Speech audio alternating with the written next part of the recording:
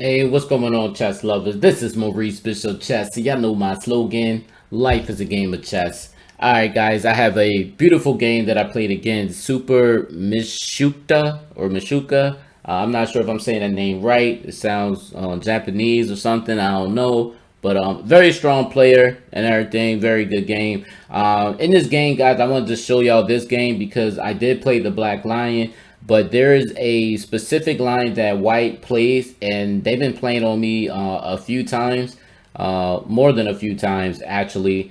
And if you are a Black Lion player, and you actually, if you are a Black Lion player, you probably already faced this line already, or if you haven't faced this line yet. In the future, you will come across this line, and I wanted to show you exactly the moves that I make and give y'all some ideas of what I do to actually overcome this specific line that White always plays. And I'm going to tell you the reason why I do these specific moves. So without further ado, let's actually get started in this game. All right. So obviously I played as Black. Knight c3, he plays, I play d6, d4, knight b to d7, e4, and then I play e5. Knight f3, and I go c6. For all y'all that watch me play the Black Lion, y'all already know the reason why c6 is played, because it prevents the knight from coming to d5 and b5, but also it gives the Black Queen an opportunity to go queen c7, where he will overprotect the pawn on e5. All right, so after that, bishop c4.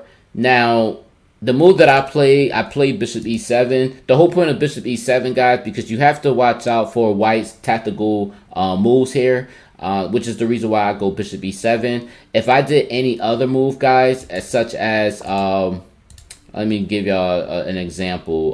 Let's say h6, let's say a6, right? And bishop c4, and let's say I go a6. The reason why the bishop has to be on e7 is because of d captures e5. After d captures e5, Black takes d captures e5, and then bishop captures f7. This is the stuff that you will face. If the king captures, then knight captures e5. The reason why the knight on d7 cannot take is because Black loses his queen. This pretty much is game over after this, all right? Even if the knight doesn't take the knight, or even if the knight doesn't take the knight, then let's say Black goes king e8, then White has this beautiful move, queen h5, king e7, queen f7 check, king d6, knight c4. Notice that Black can't really go anywhere right now. If he goes somewhere like king c7, queen d5, obviously, guys, this is pretty much over right here. As y'all can see,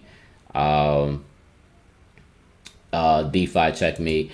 Or the other move is after knight c4, if he goes king c5, queen d5 check, king b4, and then a3 is checkmate. So don't be the one to fall for these type of tactics. With White, man, I'm telling you, man, it's not fun.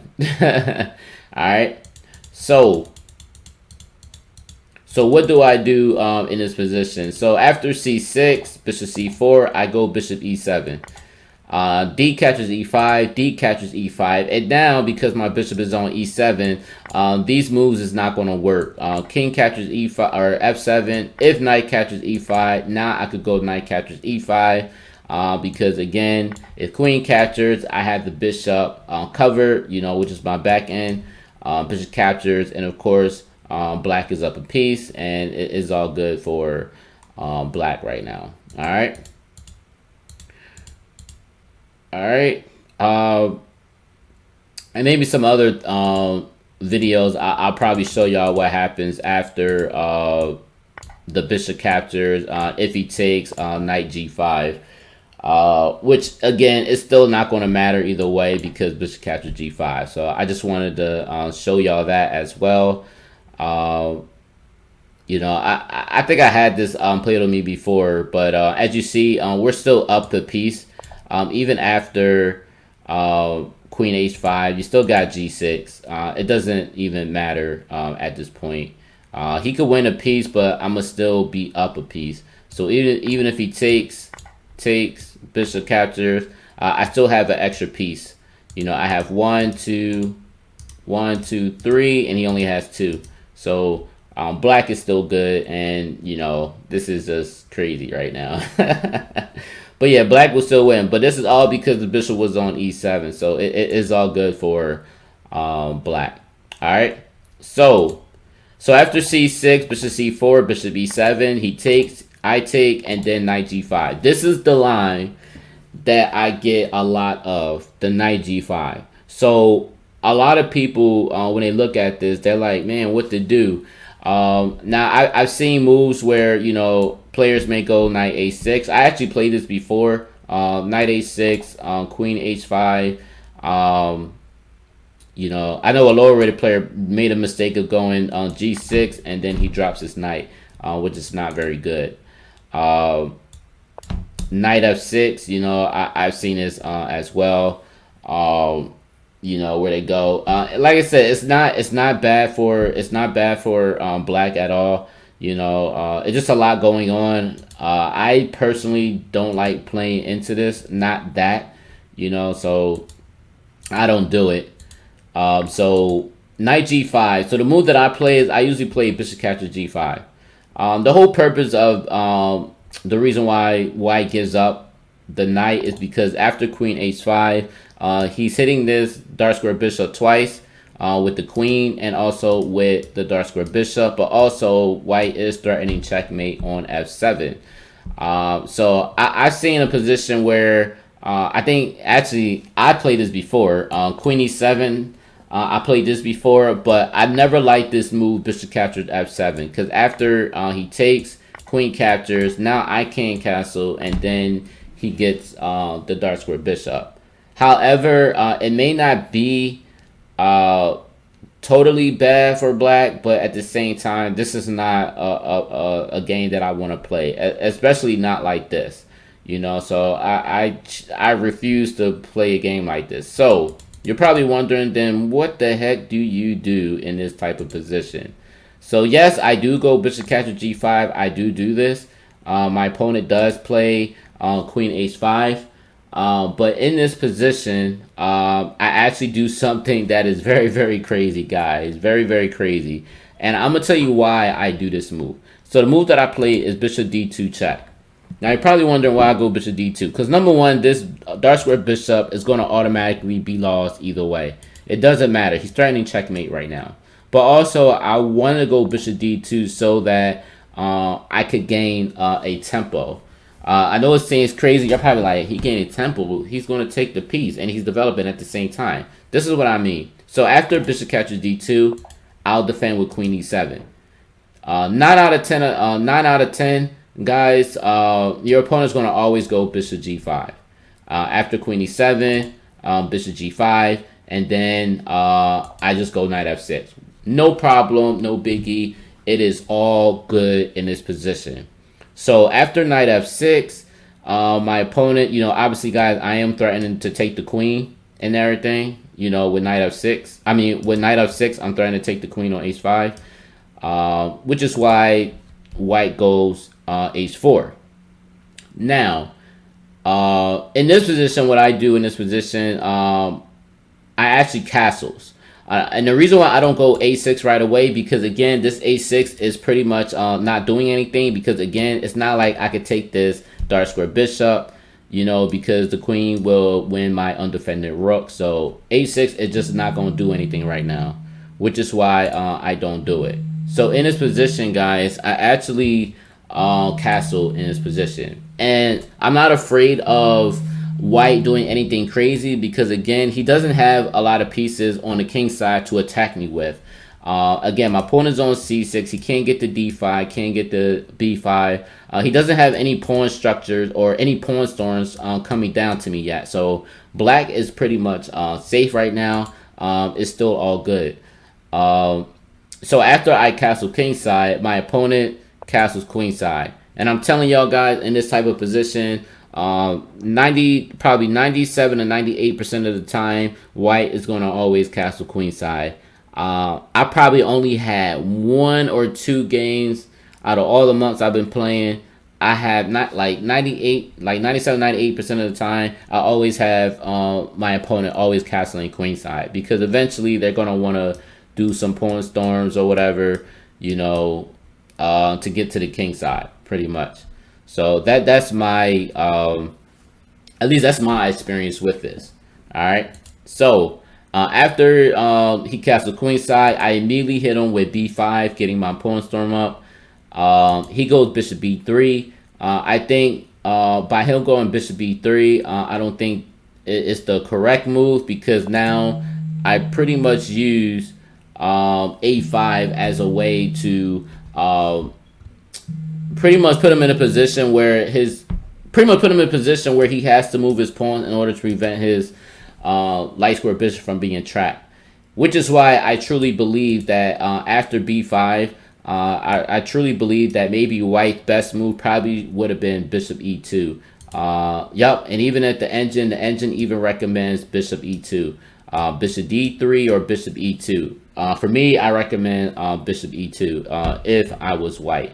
You know, that's just me. But in this case, my opponent went bishop b3. And again, after a5, white is pretty much in trouble right now. Even if it goes somewhere like a3, I still have b4 coming in, you know. And this is not very pleasant for white right now, because now I'm still safe, and now I'm over here getting ready to attack his queen side. But also, if he decides to take, I could take back, and now I have the open a file as well. And then I can even go a6 to push the dark square bishop away, you know, which is very great for me, which is what I like. I think this is great for black. All right. So here we go. So bishop b3, a5, and he goes a4. And I'm actually happy with this position, and I'm gonna tell you why. Obviously, I don't push and I don't take the pawn at all. I want to keep the pressure on. I want to make him make a mistake. So what I did first is I actually went h6 first instead of taking the pawn or going b4. I just go a6. I just want to get this dark square bishop out the way. He takes the dark square bishop, or he takes my knight, and then I go knight captures f6. My opponent does take the pawn on b5, but I think this is a mistake because of a4. You know, maybe if you could defend like Hikaru, maybe Hikaru can really pull something out of his hat, you know, like magic. But in this case, you know, I go by my attacking principles, you know, definitely open up the lines as much as possible, which is what I do.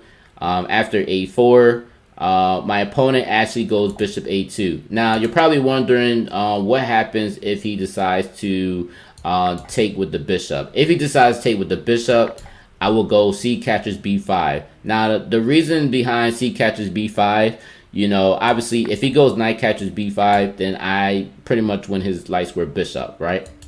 Now, if he goes the other way and go bishop captures b5, now I can actually hit him with rook a1 check. Actually, not even yet. I don't even got to do that yet. If he goes bishop captures b5, I can just go bishop g4 first.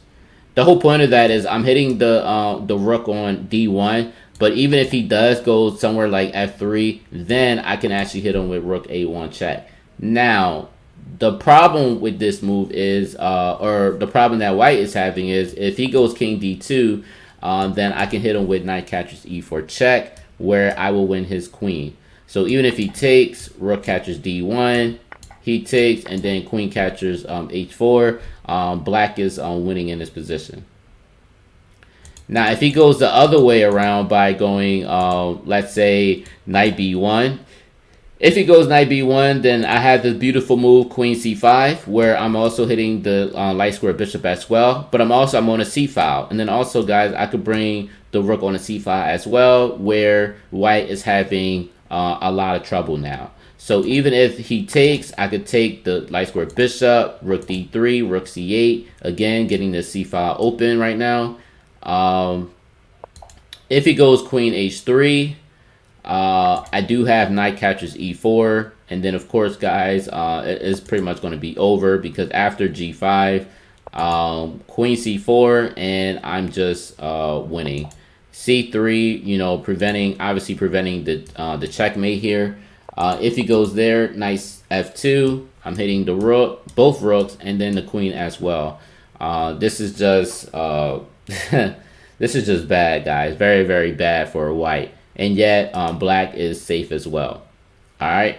So in this position, the bishop does go to a2, and what I do is I go a3. I try to open up as many lines as possible. I wasn't worried about the b3 move because, again, I'm liking this position anyway due to the fact that, you know, the bishop is pretty much out of the fight. I got this nice pawn on a3 where, you know, I can create some dark square weaknesses.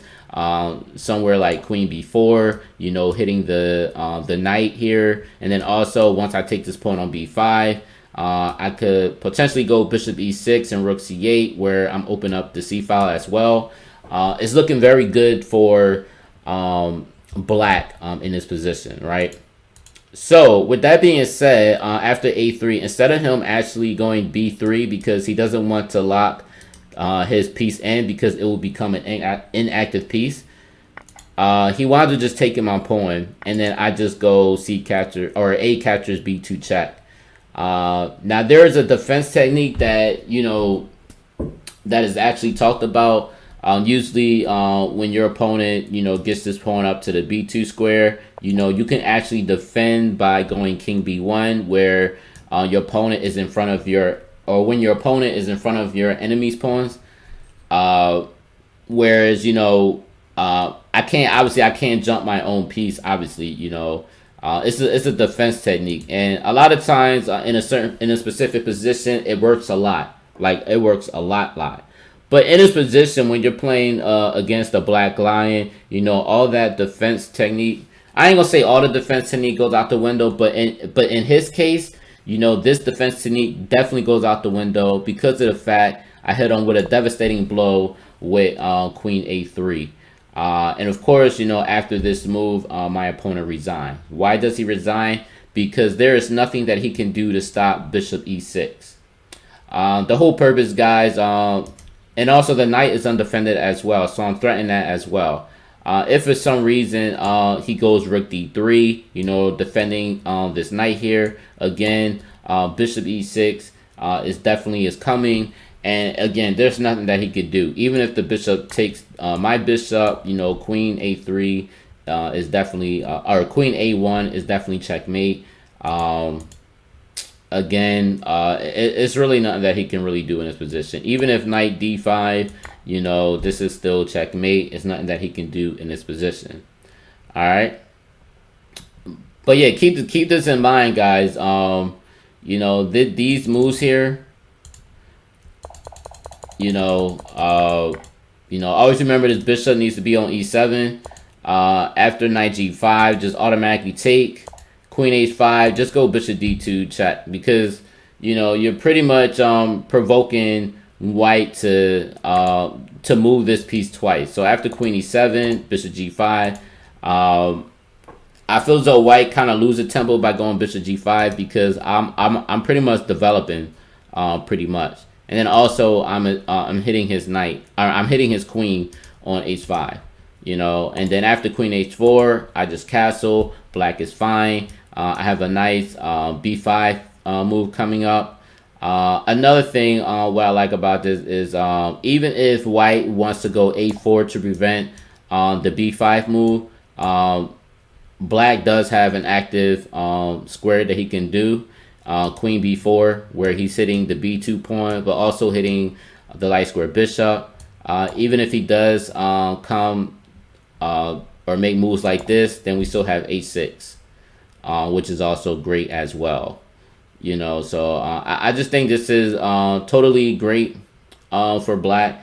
You know, black definitely has some play. I like it. You know, I think it's definitely you know, the moves that I like to play. This is how I like to play. All right. So again, guys, I hope you enjoyed this video. Definitely, if y'all have any games that y'all want to share, you know, whether it's a win or lose position, you know, or a lost game or whatever, or win or lost game, you know, definitely share it. I'll have my email in the description box below. Also, for all y'all that may be watching this for the first time, if y'all want to go through my Maurice Bishop Chess University course, you know, definitely go in there. It's definitely not expensive at all, guys. You know, you can definitely get everything. I don't just talk about the black line or the Elshad system. I talk about a whole bunch of other things, as well as end games and some attacking techniques. But also, guys, I will be adding more stuff very soon. Actually, this week. This week. So definitely check it out. So again, guys, if you like everything you see, definitely like, share, comment. Let me know what you think. And also, guys, don't forget to hit the subscribe button. All right, guys. Peace.